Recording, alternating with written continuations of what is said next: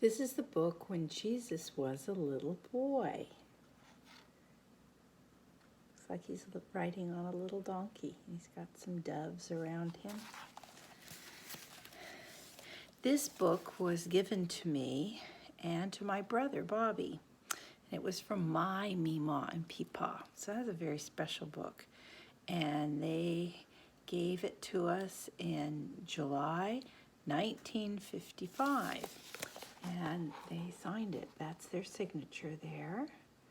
And even the word July is written in Danish. This is a book by Georgia Moore Eberling, and the illustrations are by Catherine Evans.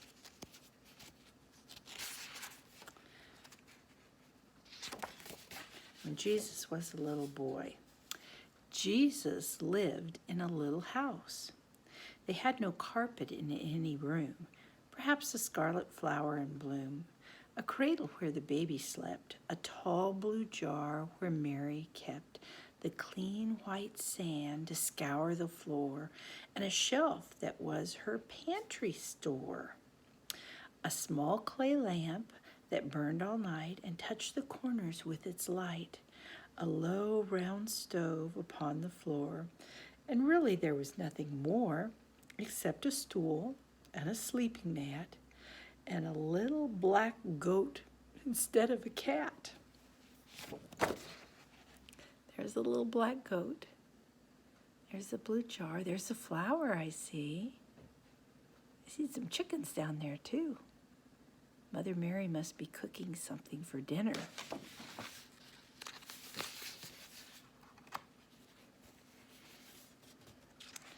There were birds. A little boy in Galilee could sit beneath a carob tree and see the tiny sunbird fly, no bigger than a butterfly.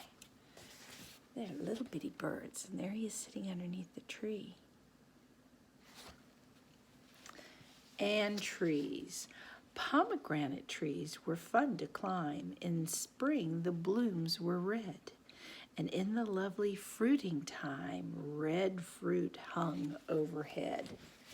And there you see the trees with the pomegranates in it. Looks like there's some lambs sitting underneath there, and there's the city on the hill. It's in Galilee. The almond tree was not too tall and had sweet rosy flowers. And later in the golden fall, the fruit fell down in showers. The carob tree was pretty too, with pods to hold its seed, and over it the sunbirds flew with eager winging speed. And there were fir trees on the hill and thorn trees on the plain, while cedars wore their lacy frill, washed green by summer rain. I think that Jesus climbed the trees and sometimes went too high and maybe slipped and skinned his knees. I wonder, did he cry? There's a picture of a whole different kinds of trees. There's Jesus hanging onto a branch. There were small animals to care for. Were these the pets that Jesus had when he was just a little lad?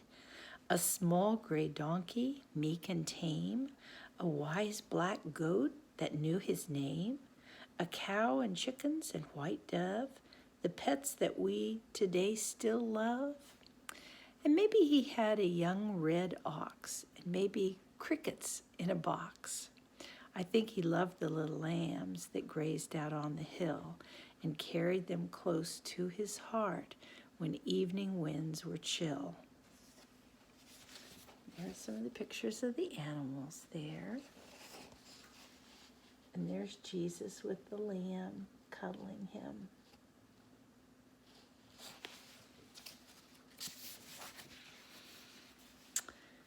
There were days to celebrate. When olives ripened in November in far-off Galilee, the people had a festival called Shaking of the Tree. I think that Mary always went and took small Jesus too. I think he had a pleasant time, as children always do. When there's a picnic and a lunch and bread and dates on which to munch. So there they are having their picnic. Have you been on a picnic recently?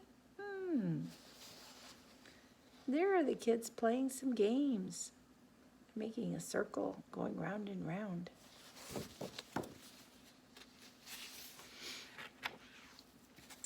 And quiet evenings.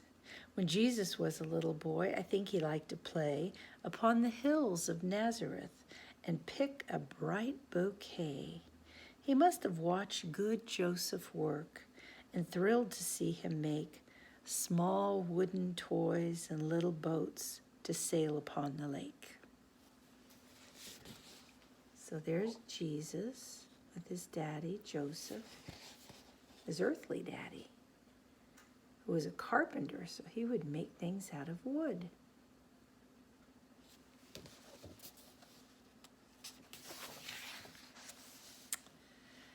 Then there was warm, crusty bread. That sounds good.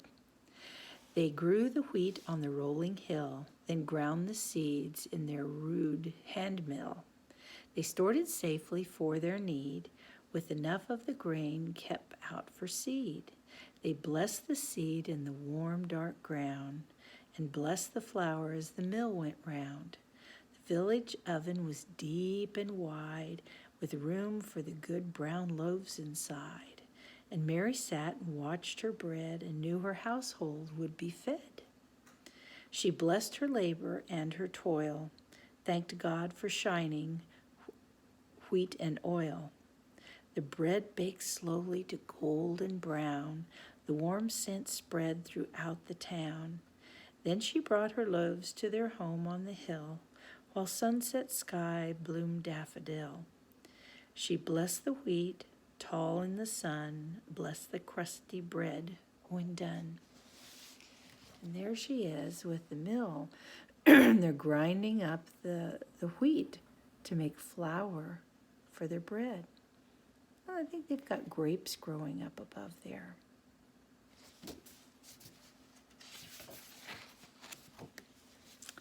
There were ways of being helpful.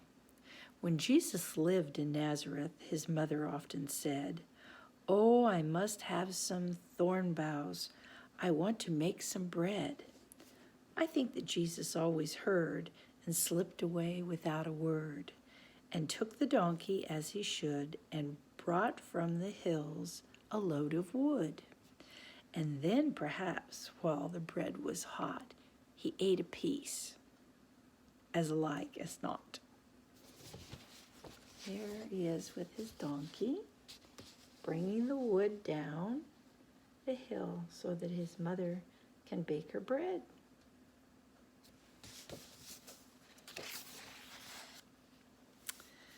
There were camel trains to watch. When caravans came slowly to Nazareth, the bells on the camels made glad din, and children ran with all their kin to see the camels, gaunt and thin, at the marketplace. From Egypt came bright golden rings and ebony, and there were harps with singing strings and turbans soft as the gray dove's wings, with silk the tent that the sunset flings across the sky. Looks like Barbara, in her youth, had a pen and marked this page up a little bit. See some markings on it. That's not a good thing to do. So there they are, and there is the camel, bringing all the wares from Egypt there to Nazareth. Looks like I did some more writing. There was a busy marketplace. I think that Jesus liked to go to the marketplace. It must have been a gay, grand show to see the camels in a row. I think he watched with face aglow when he was young.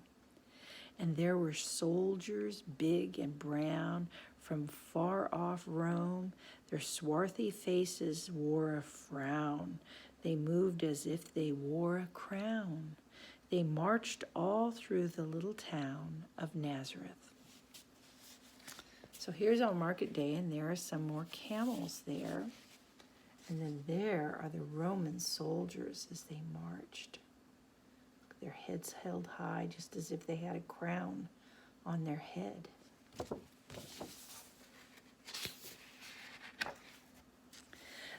When caravans went through the town, the Nazareth children hurried down. The caravans came day by day with golden cargoes from far away. And there were bales of perfumed leathers and silks and jewels and curling feathers and lovely Arab picture rugs and slender water jars and jugs. When Jesus went to the marketplace, he saw rich silks and cobweb lace. I think he brought a little cup, so in the evening he could sip his warm goat milk. Sometimes he bought a jug for Mother, and he brought pomegranates and striped melons too, and maybe a new jar of blue. So here's the guy selling all of his wares. And there we see Jesus with these little cups so he can sip his warm goat milk. And buying, there's some melons there. So many things. Marketplace must have been a very busy day. There were stories that his mother told. I think that Jesus often sat upon the rooftop, which was flat, and watched the caravans go by to see them vanishing against the sky, then listened while his mother told of Egypt and of wise men's gold. So there is his mother. They're up on the roof, and she's telling him stories about when he was born. Maybe your mother will tell you a story about when you were born.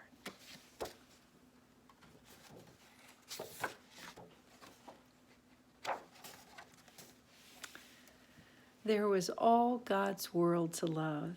When Jesus was a growing boy, God's wondrous world gave him great joy.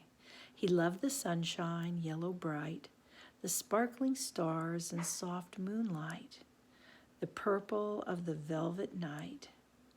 When grown, he preached about the flowers, the quiet, sheltered valley bowers, and gently falling summer showers.